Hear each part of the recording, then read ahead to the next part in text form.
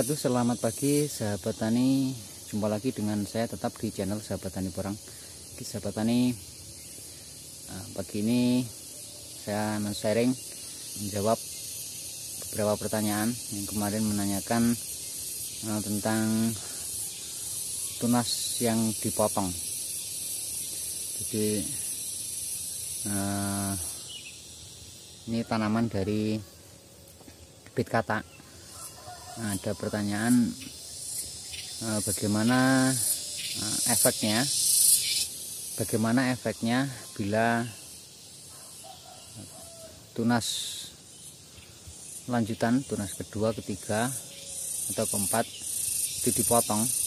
Apakah akan berakibat baik atau berakibat tidak baik? Atau ada yang berteori pemotongan tunas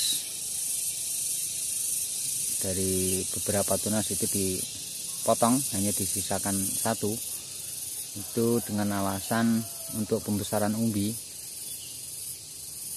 Tapi sejauh yang saya tahu, selama saya menanam porang, dari bibit katak itu semakin banyak dia menumbuhkan tunas, itu semakin besar umbinya. Jadi bila dipotong itu kemungkinan besar malah akan mengganggu dari pertumbuhan dari porang itu sendiri, karena masa dormansi porang dari bibit katak itu berbeda dengan dari bibit umbi. Dia lebih lama umurnya. Contohnya tanaman porang saya yang dari bibit umbi yang saya tanam di rumah, di dekat rumah. Ini sekarang ini sudah 30% mengalami dorman. Tapi yang dari tanaman dari bibit katak itu masih segar bugar, itu masih dalam keadaan tunas-tunas barunya masih ada yang baru keluar, tunas keempatnya. Dan itu saya biarkan karena musim lalu juga seperti itu, saya tidak potong. Dan sejauh yang saya tahu, tanaman porang itu bila terganggu, khususnya dari bibit katak itu, kalau terganggu pertumbuhannya, misalkan tunas keduanya terpotong atau mati dimakan ulat pengerek batang, itu biasanya akan tumbuh tunas baru yang lebih besar. Jadi seandainya kita potong tunas kedua atau ketiga, kita menyisakan satu batang, kalau porang yang dari bibit katak tadi belum mencapai umur maksimal, dia akan tetap menumbuhkan tunas. Jadi bisa dikatakan malah akan mengganggu pertumbuhan dari porang itu sendiri. Dan contohnya seperti ini. Jadi seperti ini sahabat tani, tanaman katak itu banyak menumbuhkan tunas bila nutrisi mencukupi. Nah, ini kenapa banyak menumbuhkan tunas? Ya, kemungkinan besar karena banyak nutrisi di dalam tanah ini, dan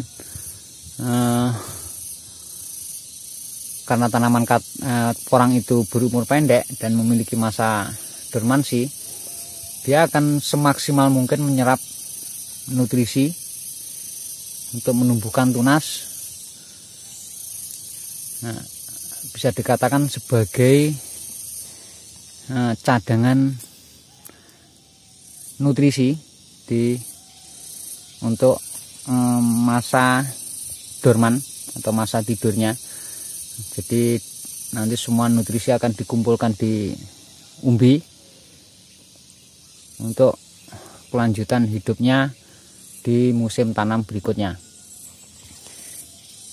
Dan kalau istilah Jawa itu mengatakan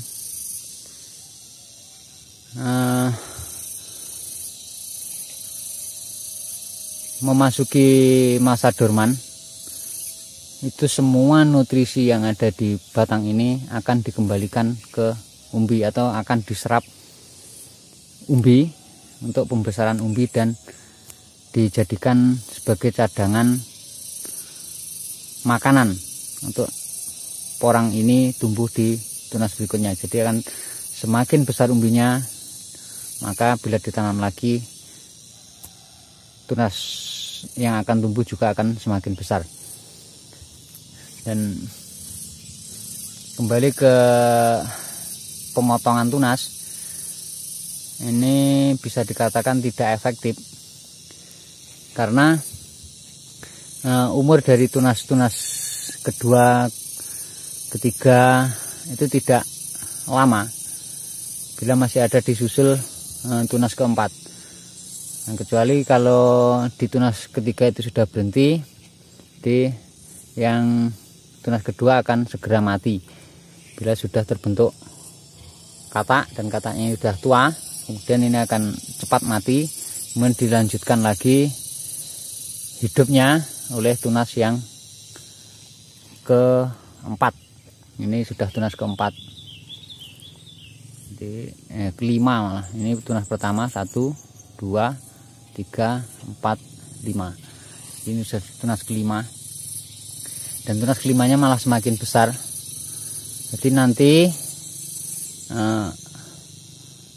semakin besar batangnya ini, nanti semakin banyak pula nutrisi yang akan dikembalikan ke umbi, dan semakin besar pula katak yang dihasilkan. Dan bila kita memotong tunas tinggal menyisakan satu, kita tidak akan mendapatkan katak lebih banyak. Di porang yang dari bibir katak itu banyak menghasilkan katak dari banyaknya tunas yang muncul. Dan kemungkinan ada kerugian lain bila kita memotong tunas ini, karena ada luka dari bekas potongan yang kita potong tadi, itu malah rawan terinfeksi jamur busuk batang. Karena rata-rata jamur busuk batang itu menyerang di porang itu karena ada luka mekanis atau bekas luka yang terjadi di sekeliling pangkal batang ini, entah karena dimakan uret atau kena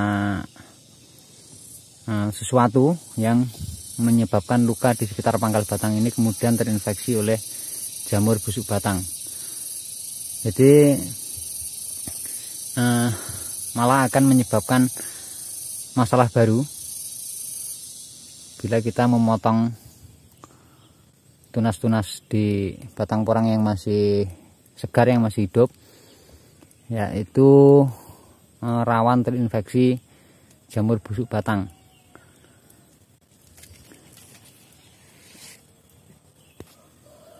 Jadi, contohnya ini masih keluar tunas ketiga, baru masuki tunas ketiga. Ini tunas pertama, kedua, dan ketiga. Ini saya biarkan saja, nggak akan saya potong, karena saya khawatir kalau bekas luka dari pemotongan itu tadi terinfeksi jamur busuk batang yang akan menyebabkan malah kerugian masuk ke umbi, maka kita tidak akan mendapatkan umbi karena terserang busuk batang. Dan katak yang masih muda ini pun akan ikut mati atau tidak akan maksimal.